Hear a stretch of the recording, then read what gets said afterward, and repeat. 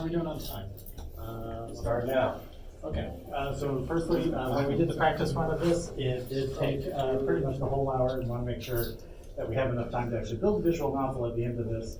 So just kind of, if you could give me a heads up when it's like maybe 7:30, 7:40 or so. That way I'll know to try and speed up and wrap up. If I'm going too quickly, we're all going to head down to the game room after this, which is where we have our Changeling Tale and Mice T demo set up. And so if I've gone too fast, or if you guys have any questions or whatever, feel free to follow us on down there. We're happy to take whatever questions you might have. Okay? Are we ready to start? Yeah. All right. Thing recorded? Cool. Yes. Awesome. All right. Turn this on. Speak with intention. With intention, yes, sir. All right. Turn it on. Hey, there we go. Okay, cool. All right. So this is a crash course in how to make a visual novel. Who's played a visual novel? How many? That is awesome. I think that's just about everybody. Have you played? Cool. Have you played Phoenix Wright? Yeah, there you go. So beyond that, who has a story that they might actually like to turn into a visual novel? That is awesome. Wow, cool. Okay, well this is the panel then for you guys. Because we have made some ourselves. We're the team behind Changeling Tale and also Mice T. And they're actually really easy to make nowadays. So what we're going to try to do, operative word, we're going to try to make a visual novel for you guys, very short, before the end of this panel. Very limited time to do it in. Let's see if we can manage it. And if everything goes awry, we'll just laugh about it, and it'll be a train wreck. We'll find out. All right. So introductions. I am Little Napoleon. I'm the lead developer behind Changeling Tale. We have K Dynamo right here. He is one of the developers behind Mice T, one of the illustrators and just kind of a generalist as well. Does a lot of work on it. We have TG Wonder, who's a really, really fast sketch artist. He also made the logo for our game. He's going to be helping us make the visual novel quickly because he's really good at being fast and clever. We got What's Up on the other side of TG Wonder.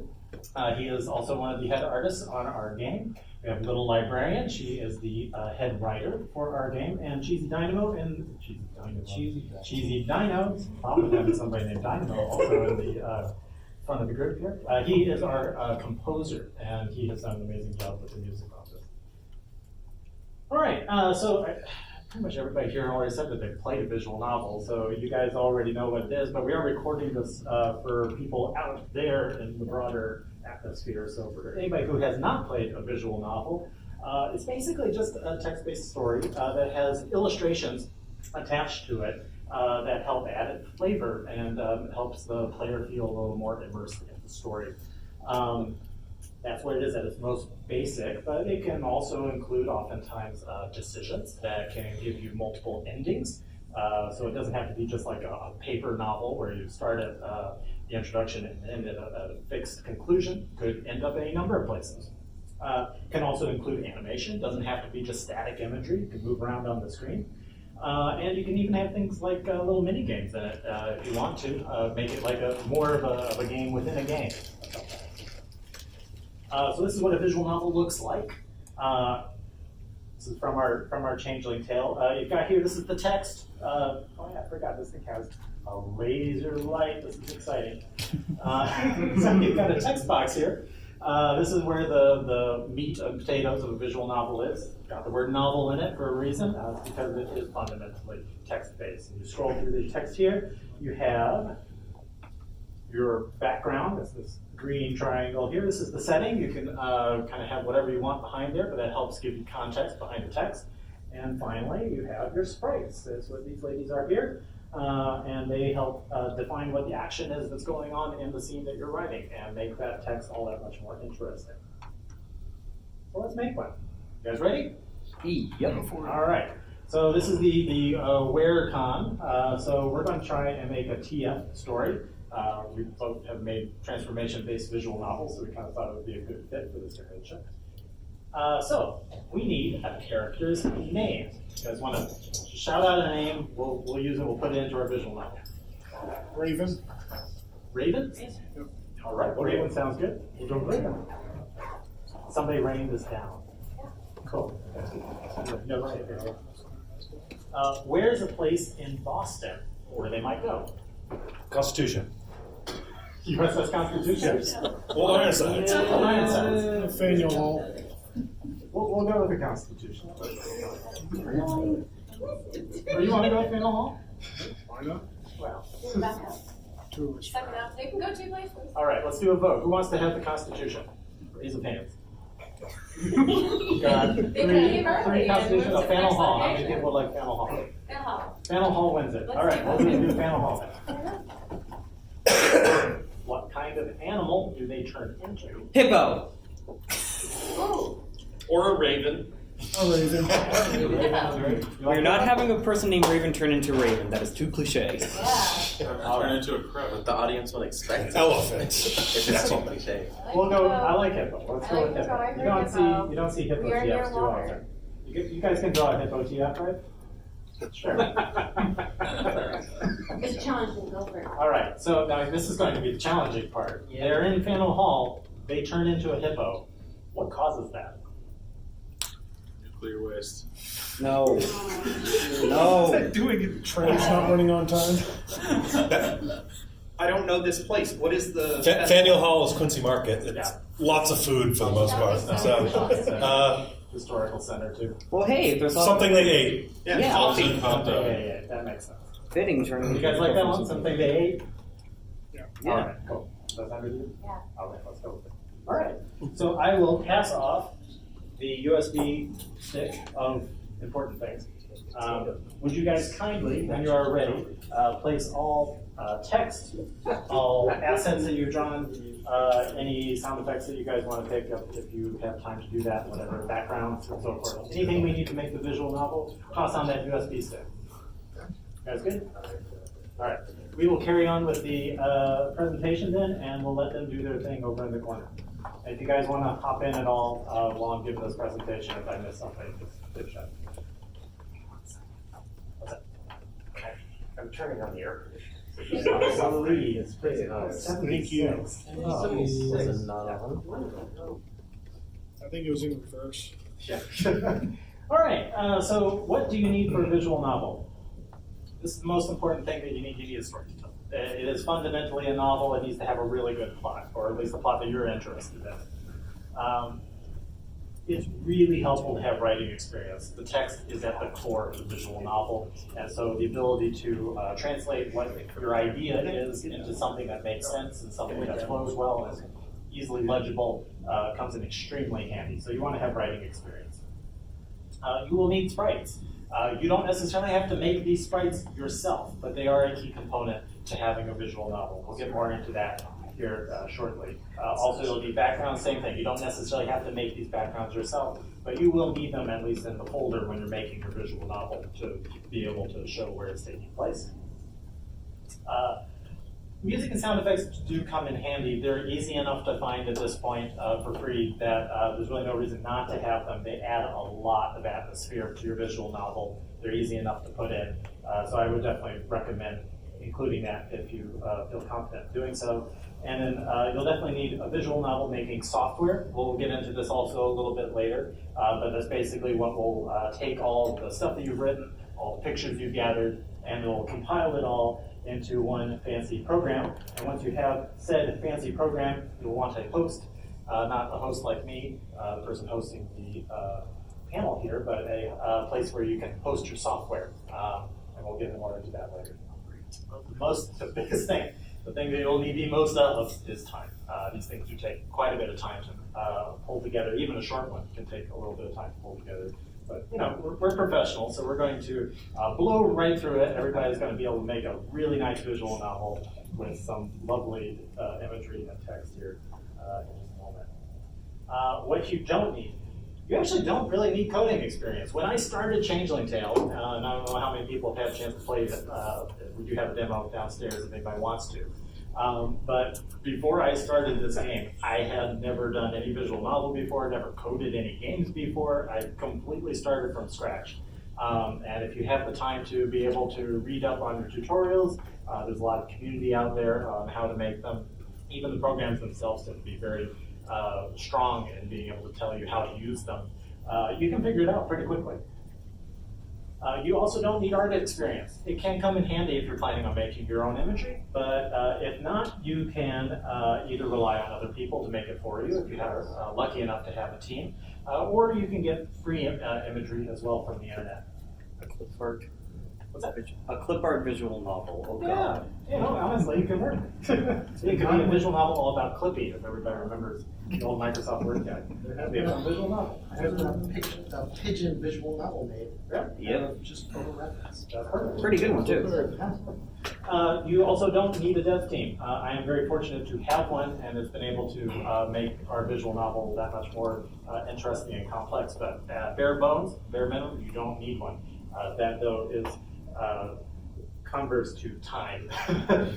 The more team you have, the less time it takes to be able to put out new updates. You also don't technically need money. If you're planning on having a dev team, though, you do need money generally if you want to compensate them for their time and effort.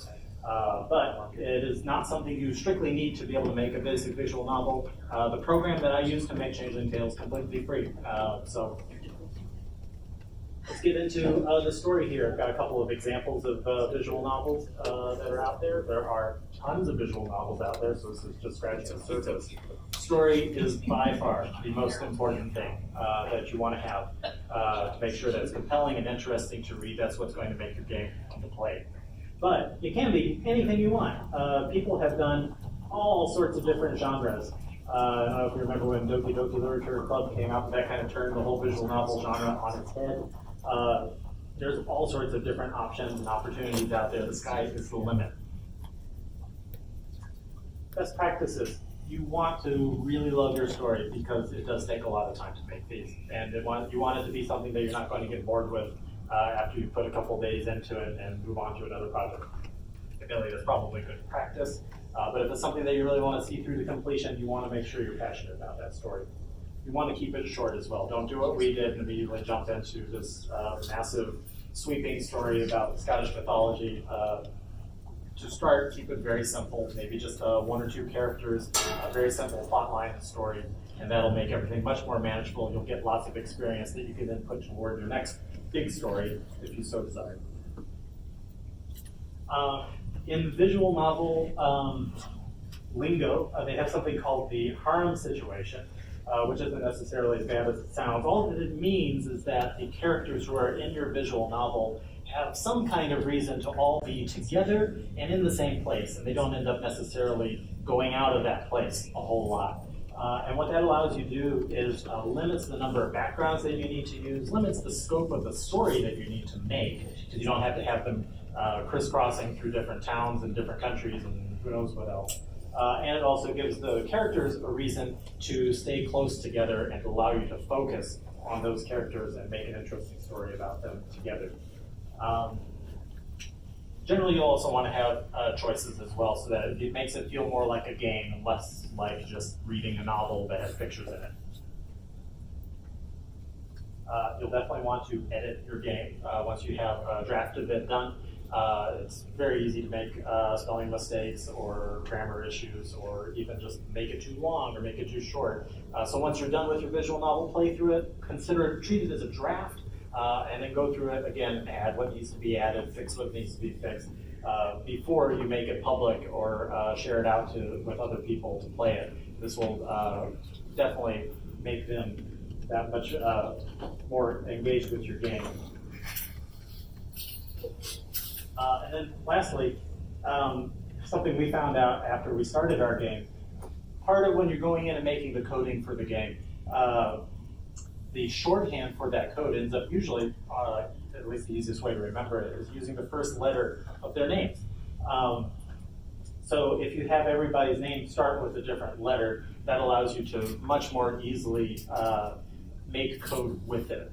And the other thing that it does too is when you're just going through quickly reading these text boxes, the mind is much more quickly able to process that information if people's names start with a different letter first. So you know who's talking more easily that way.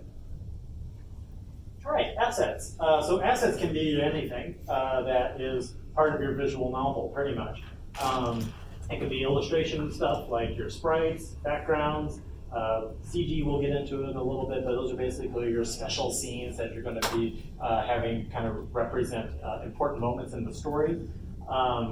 It can also just include like menus, graphic user interface type stuff, and your sound effects as well. All would be considered assets.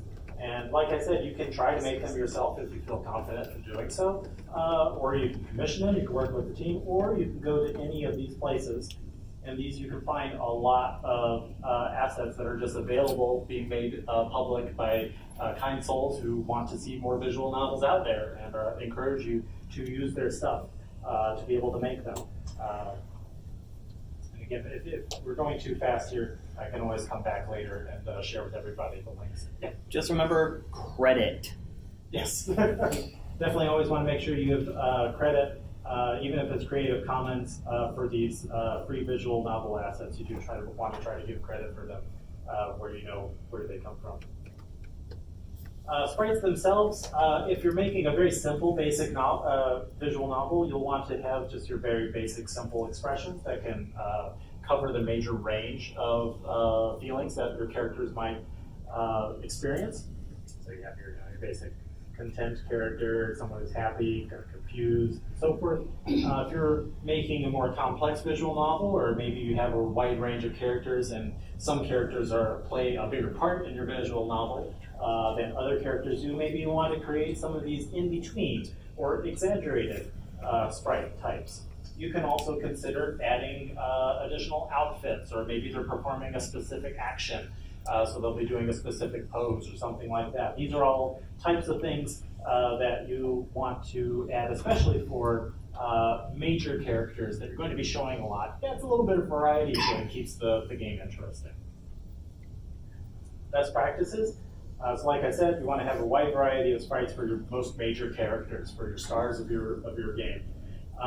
If you find that you're doing specialized poses or outfits or something like that, but you're only using them maybe once or twice in the entire game, maybe you don't want to make a sprite out of those. They might actually be better served as those CGs that I was talking about. We'll get into that a little bit later. What's that? The metal, like it's metal. You want to make sure that they're pretty well organized. If you're making them yourself, and like if you're doing them in Photoshop, for instance, and you're trying to knock out a whole bunch of expressions, if your layer structure is organized, you'll find that it's a lot easier to make additional expressions or make edits and tweaks. Same thing if you're having different outfits and so forth. Being organized at the beginning pays off a lot at the end. You'll want to stay consistent. You're going to be drawing these characters if you're drawing them a lot.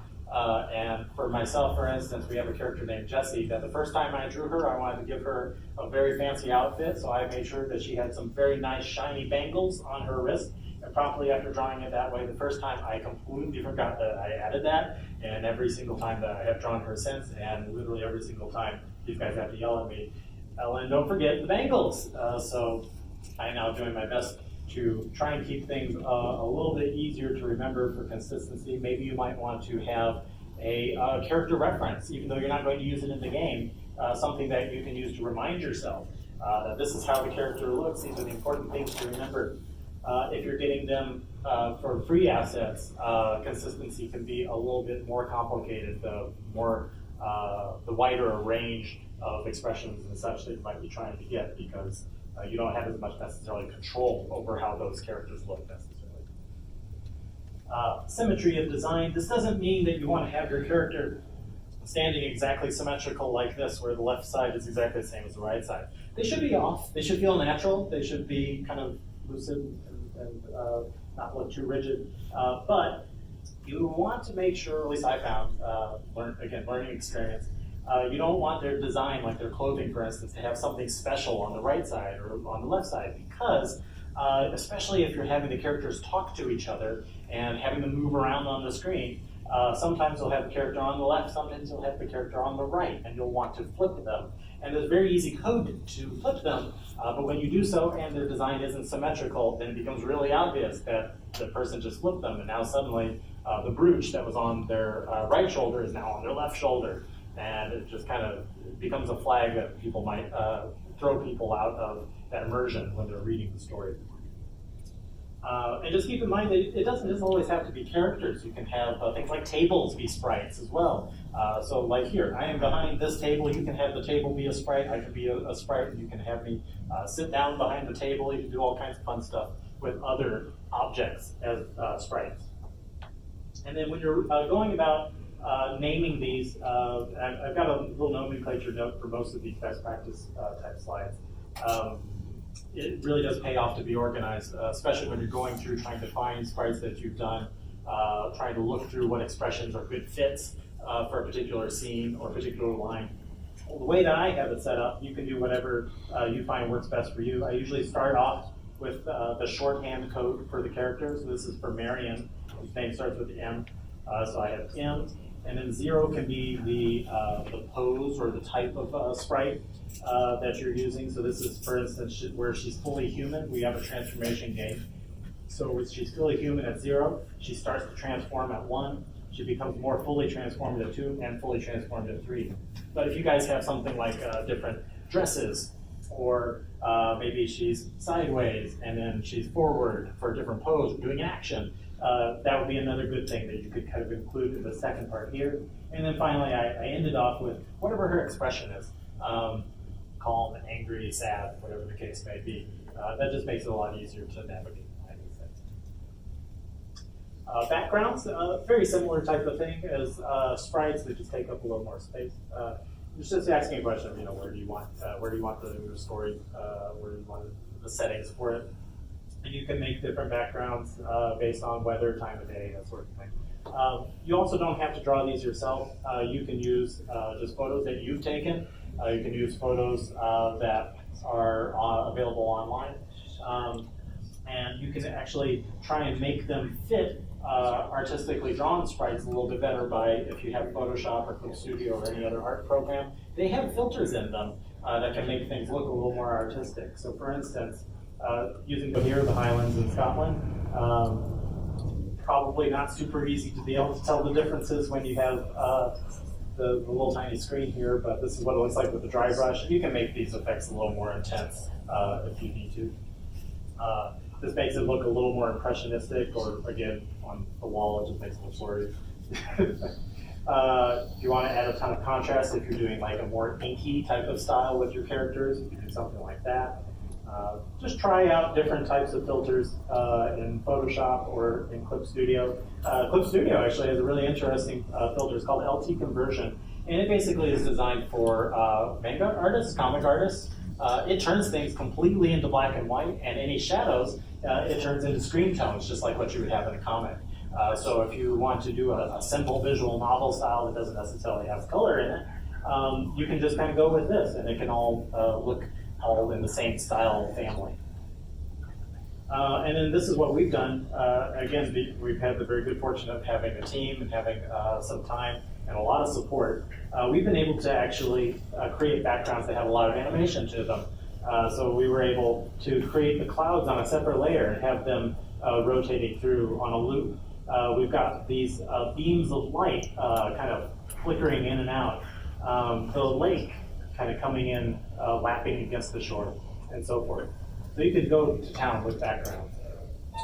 You want to just keep your backgrounds consistent to your sprites. You want to have the perspective to be the same as your sprites as well, because you're going to be having the same sprites across multiple backgrounds. That means you generally want to have the horizon line be in the same location, so that it doesn't look like the sprites are standing up on a box or on their knees or something like that. The easiest way to do that is just make sure that horizon line is right in the center of the screen. Then that way, every background that you have will be in the same position. What's that? It's 7:30, just to let you know. That was fast. All right, we'll buzz right through these. You can pan and zoom across your background. You make it look like a movie. It doesn't have to just be a static background on the back. You can just zoom all over the place. Like I said, you can animate those clouds. You can add particle effects. There's something called snow blossom, which allows you to have like little dust particles floating across your screen. It looks really nice. And then this is the nomenclature that I use. I just make sure to indicate that it's a background, where it is, what time of day it is, and then if you're having multiple layers or stuff to be able to animate them, you can add little suffixes like this. CGs, this is what I talked about a little bit earlier. These are your computer graphics is what CG stands for. And you might ask yourself, why are they called computer graphics? Everything in a visual novel is a computer graphic. It's on your computer. It's a graphic. Why did they do that? It's a tradition. I don't understand where it came from, but we all roll with it. That's what they're called. But these are basically your really important scenes in the story that you want to have the reader / player kind of step back and be like, wow, this is a really powerful scene. And the way that you do this is you can do it from a different angle maybe, or different lighting than your sprites would normally allow, or your background would normally allow. And you can really give it a lot more oomph, a lot more power this way. With music and sound effects using this same scene that you have here, depending on the music you select, it can end up being a completely different scene. This might be a very serious scene, like maybe she's going to go into a super fight mode and it's going to be like ninja fighting and it's going to have the Matrix theme song playing. Or maybe it's going to be a totally silly thing and they're just going to have the chicken dance playing in the background. It can be a completely different scene, same illustration, same text, but completely different music changes it 100%. And if you, again, if you don't have the ability to make your own music or sound effects, there is lots of free sound effects out there. You can also, if you have a microphone, you can make all sorts of really fun noises. It's an experience in and of itself that I get made fun of a lot by these guys whenever I try to do it. You can just, Fully is fun. yeah, it's fun. So, try out different things. Have fun with it. The keys with sound here is that you want to make sure that they're loopable so that when people are just reading through the game, they don't hear a sudden break in things before it starts over again. So if a lot of these things are ready-made to be loopable, just make sure that Make sure it's in .ogg format.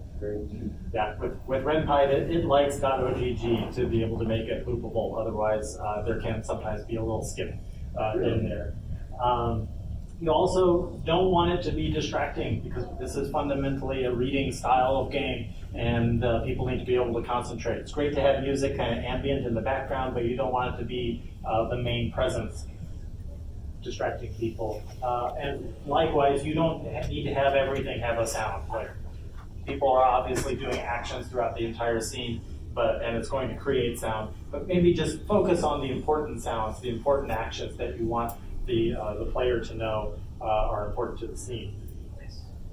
And you can also use silence. Don't underestimate the power of silence. That can sometimes be unnerving and create a completely different feel to the scene as well.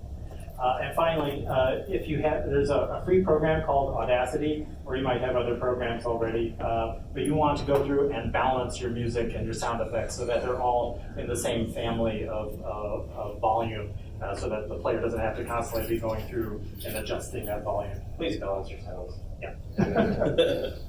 Okay, these are your three basic visual novel makers that are out there. There are quite a few, I believe, more than this, but these tend to have bigger communities around them. This is what I use. It's called RenPy. It is not necessarily intuitive, but it is the simplest by far, in as much as it's all text-based. All you need is Notepad, technically.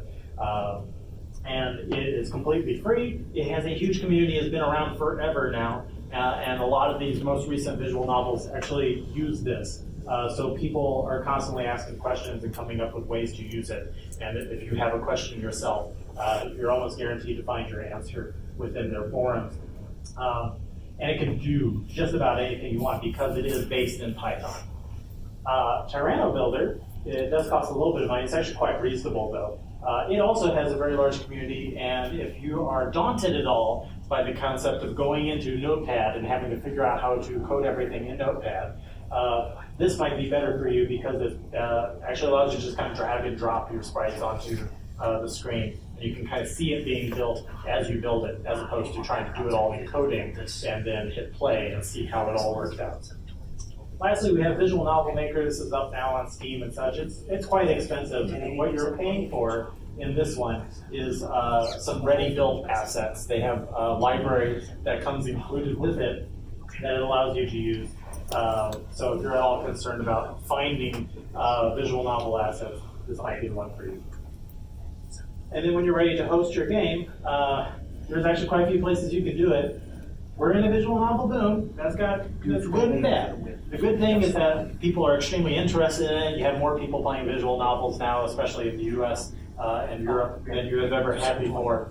But on the flip side of that, there is an enormous glut of visual novels out there of a very wide range of quality. And so it can be a little bit more difficult to be found now when you're making and posting your visual novels. But these are some of the places where you can do it. Steam recently got rid of its green light process, and now as long as you pay $100, they're happy to put your visual novel up on there. I believe they removed the adult restrictions as well.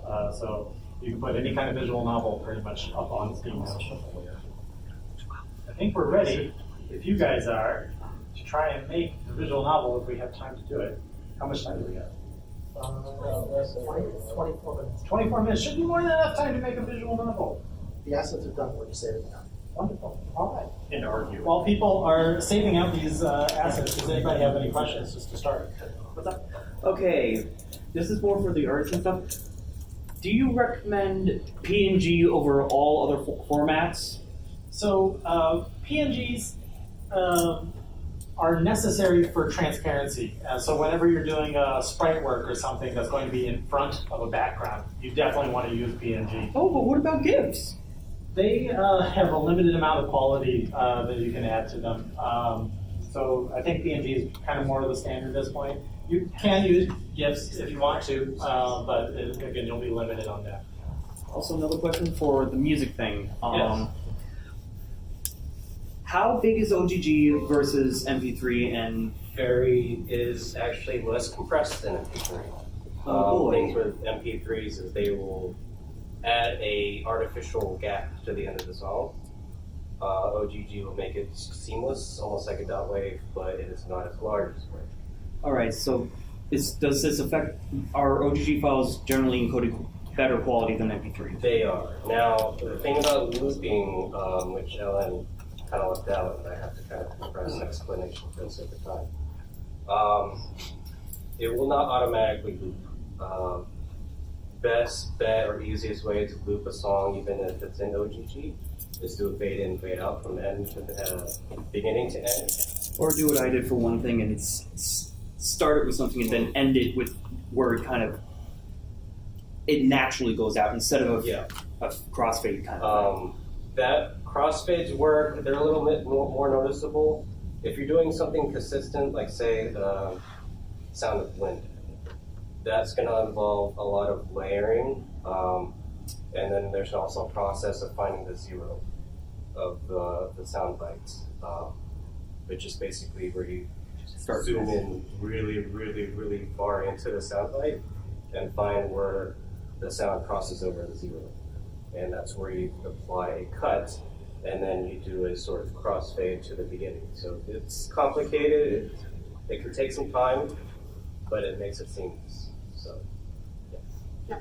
I'm actually curious how much effort you would put into pre-rendering things, both visual assets as well as audio assets, as opposed to trying to get RenPy to render them the way you want. You've got sprites which you can layer on top of each other, but how much effort do you balance between pre-rendered versus on-the-fly rendered?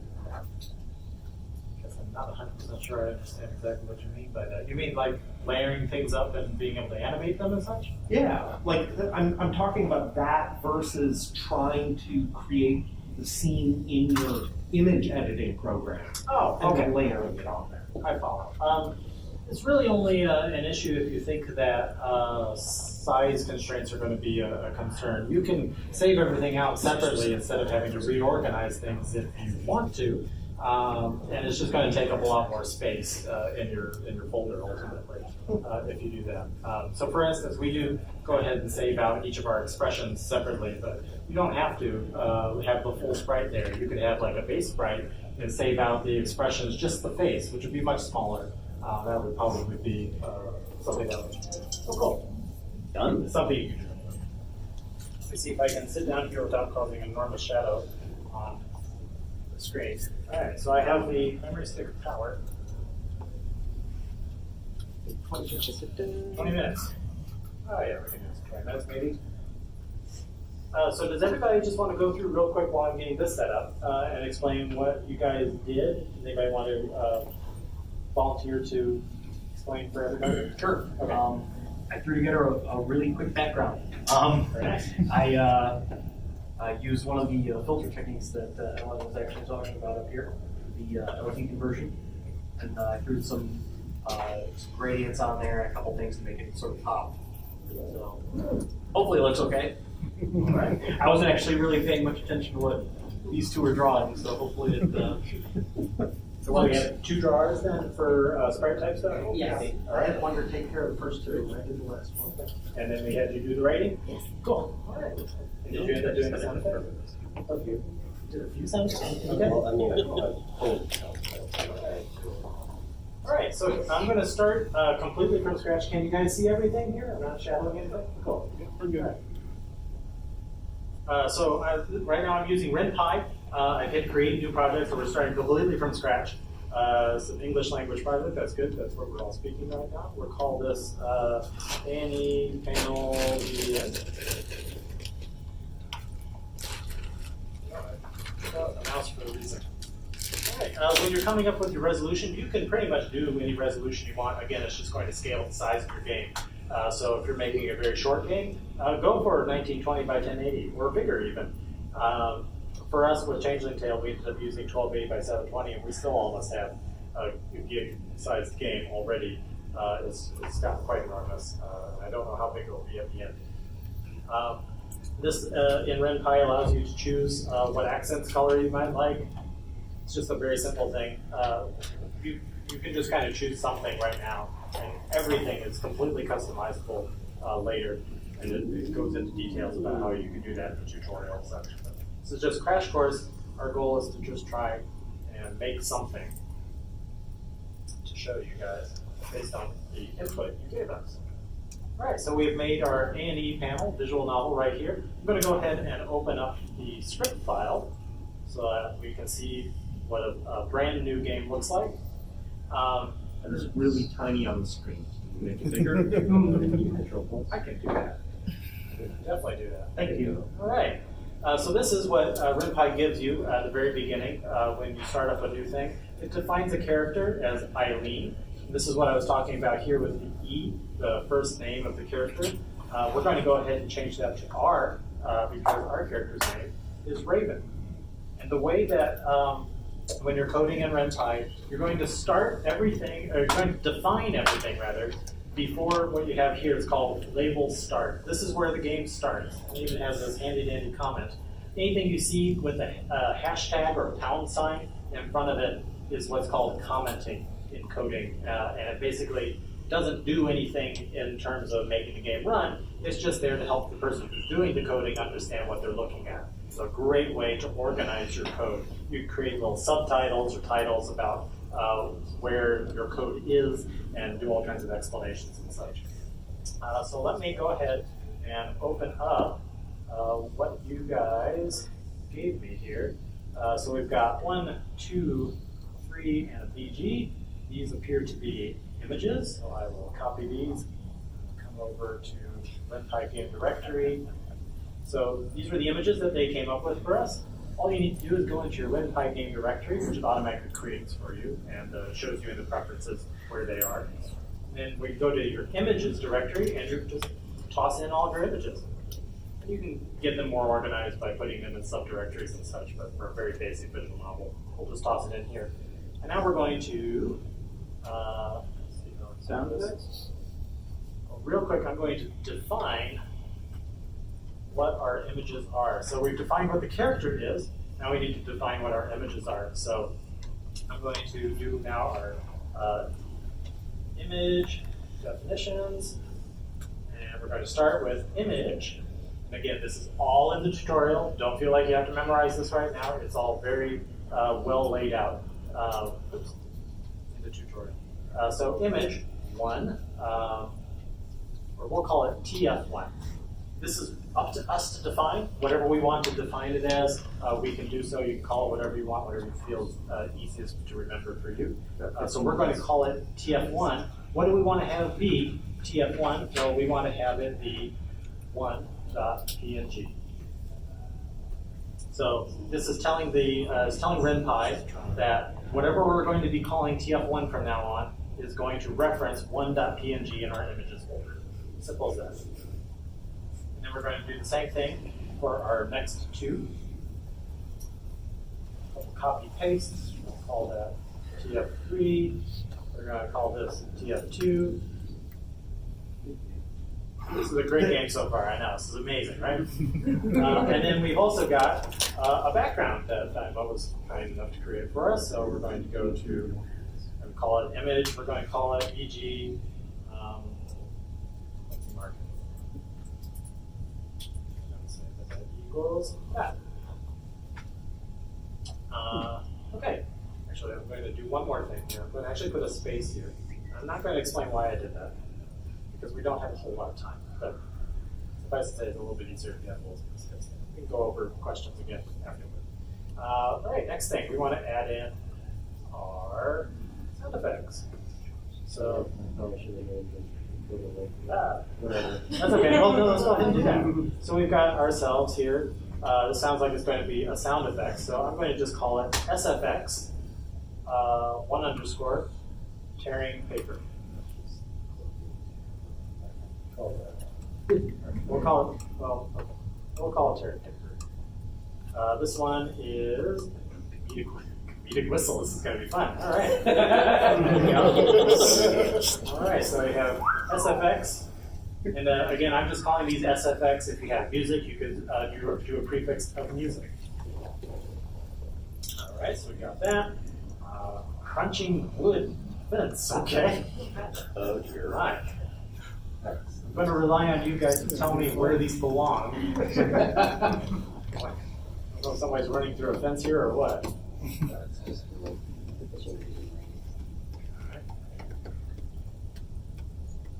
And chewing carrot. Chewing a carrot. Okay. Got it.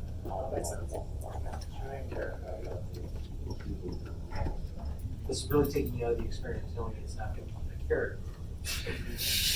Don't you know they're supposed to eat carrots all the time? All right. I'm going to go ahead and pull They're these. supposed to eat whatever the hell they want. I'm going to pull these, and I'm going to just put them for simplicity's sake into the main game directory, okay?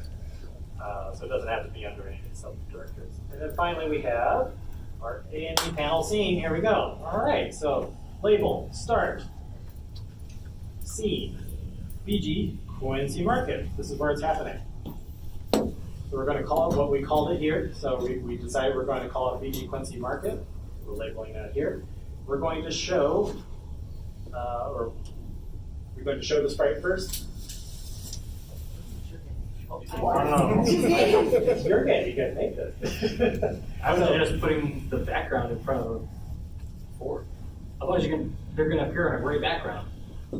Yeah, no, we started with Background is first. We started with the background. Yeah. Okay. Yep. So now do I show the one sprite first before any text, or do I start with the text? Yeah, she's in the whole scene.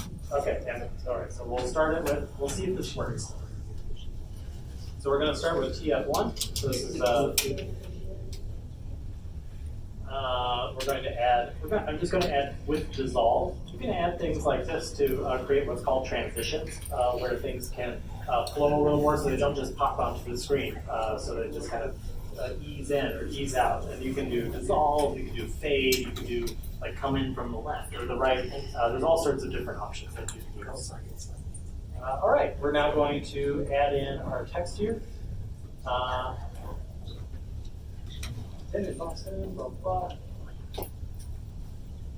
Okay. Spoilers. Spoilers, yes, spoilers. Okay, so first thing I'm going to do, if you're using a rich text editor, sometimes you'll see that there's things like this ellipsis and such. And when you're using RenPy, it is based in just plain old text. So it's coming type stuff. So I'm going to just go through and replace these ellipses characters with 3 periods. I'm also just checking real quick now to make sure, for instance, these are rich text apostrophes. Sam Adams and Dunks, you know you're in Boston Man. Here's another rich text one that replaces with just a red. Chowda. So, one thing here, this is another little bit of an advanced thing. When you have quotation marks are what tells the game that you're creating a text box. When you want to use quotation marks within your text box, you actually have to add a backslash before them. And that doesn't cause it to have a panic attack when it's trying to read the code. What it just did is called escaping. Yes, because I am a coder and do that. You have 10 minutes, by the way. Okay, we'll go super fast. No, I think we're actually in pretty good shape. So I'm going to just go ahead and delete some of the pre-made stuff here. So anything that goes between label start and return is your game. Return just brings you back to the main menu. So we're just creating this scene here. I'm also just going to make this a little bit smaller for right now because a big long line like this won't fit in your text box. So I'm going to just make sure we're a good spot right here. All right. So this is not someone talking. This is just some basic narration type stuff. So I'm just having it be open quotation mark, close quotation mark. Okay. It's all narration until the very last line, which is spoken by an off-screen character, so you shouldn't need to actually speak. Okay. When should I start putting in the new sprites? Right after, oh no. Okay. Oh no. Oh, no. Oh no. Okay. Bear with me as I copy and paste all this in. While you're doing that, I think here's a question that should be answered. Tense. Should you write the novel in past tense or in present tense? It is completely your choice. Yeah, I can speak to that. It is totally up to you. So there is no preference among the industry? For me personally as a writer, I like to write present tense, and I like to write first person. Just So I do. whatever tense you're writing. Please Yes, keep it's it tense. Please. I think that was Please. That's what you guys for. and that's why you're a good editor. Who's your editor? So, All right, so here's our oh no, so I'm going to show, Oh no. all right, show TF2 with resolve. And this is going to be a neat new picture, presumably. So I'm going to actually do a pause afterward. I'm also going to do a window hide to make sure that we can see the picture. And I want to just stress that I know I'm going pretty fast here, so if anybody has any questions, we're happy to answer them at the end. No? Also, I recognize that this is very tedious and not necessarily the most exciting thing to watch, so bear with me. Programming is just tedious, period. Some people actually ask me to stream it. I don't understand why they ask that. I think they like. Yeah, it's like people like to see how things are made Yeah. for some reason. People like seeing things develop. People Yeah. like watching art too. It's That's like weird. people showed up to this panel for some reason. What were they thinking? All right, we'll be done here in just a moment. We'll let the next panel start. All right, where is TF3 going to go? In between which lines? that seemed okay. That's in okay.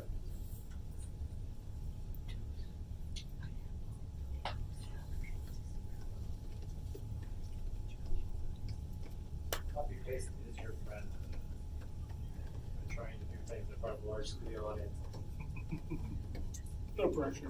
All right. And so is it Raven who says that's one hungry hippo? No, it's just a bystander. Okay. So Screen character. now There goes the punchline, damn it. All Keeping in right. mind, I did not coordinate any of my writing with the artist. It's going to be a real treat. So I'm going to add one more character who's going to be the bystander. We're going to just call it a person bystander. All right, let's see how we did. I'm going to save this up. So it's as simple as that. Do you have sound text in there? I didn't have sound effects. Where did they go? We don't have We'll time. skip sound effects. My apologies, Cheesy. We'll, Cheesy, you can voice them in. Yeah, okay. Kind Really of quick. Schneider's Real quick, before you try to run your game, always run what's called lint. That is an automatic code checker, and it's just going to make sure that everything is working properly, that I don't embarrass myself in front of 30 people. So I don't see any errors here. We could be good to go. Let's find out. Launch the project. Make sure my volume is up so people can hear it. There's no sound. Never mind, no one cares. Pretend I didn't say that. All right, here we go. Start. Who's gonna read it? Some Dynamo needs to read it. Oh, jeez. I'll read it. I wrote it. Oh, yeah. I've only been in Boston for a few days before I started to get bored. I've done all the traditional tourist things. Freedom Trail, check. Depot, check. Bowl of chowder. Bowl of Yeah, chowder. it's read it And Korean. legals, check. Touch the green monster, check. Stand up. But walk over there. Go right behind Ellen and read from his screen. Hey, pretend you're Vanna White. Oh. Yeah, you can just read it from here. Besides drowning my sorrows in Sam Adams and Dumps, I wasn't sure what else would keep me occupied for the rest of my time here on vacation. I'd heard there was a furry convention downtown. Nah, not that bored. Yet. I read in my Boston guidebook to check out destinations. USS Constitution? Why would I want to see a piece of paper? Faneuil Hall? Huh. Shopping and food? Yes, please. Once I was there, I stopped at the local potato shop. Boston boiled potatoes. Boiled potatoes wrapped in foil? Sounds like a pretty traditional New England dish. One bite in, though, something about it didn't taste right. Like moldy, but sweet. I mean, I wasn't going to spit it out, but somehow I immediately regretted swallowing it. Not the first time that's happened. Oh no! My gut blew out, my ears shrunk, my teeth poked out far enough for me to see them. I was relieved I'd worn my stretchy dress, otherwise this would have been very unfortunate.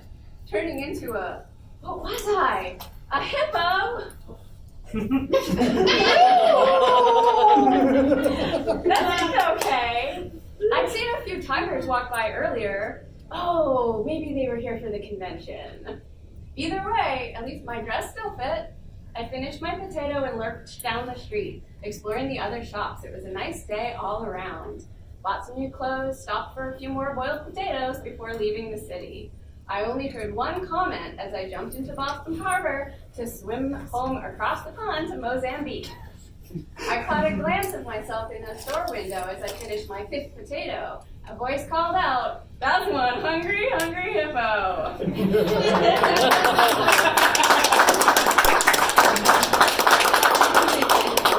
That's a wrap. Thank you for attending. We've got some flyers up here for the game. Again, we have the demo running downstairs in the game room. Feel free to come try out Changeling Tale if you're interested. If you have any questions for us at all, come on down with us and we'll be happy to answer them. Thanks a lot, guys. Just anyone in a flyer. Oh, sure. That was fantastic. Colorize on its own, record it. It does. It can be a little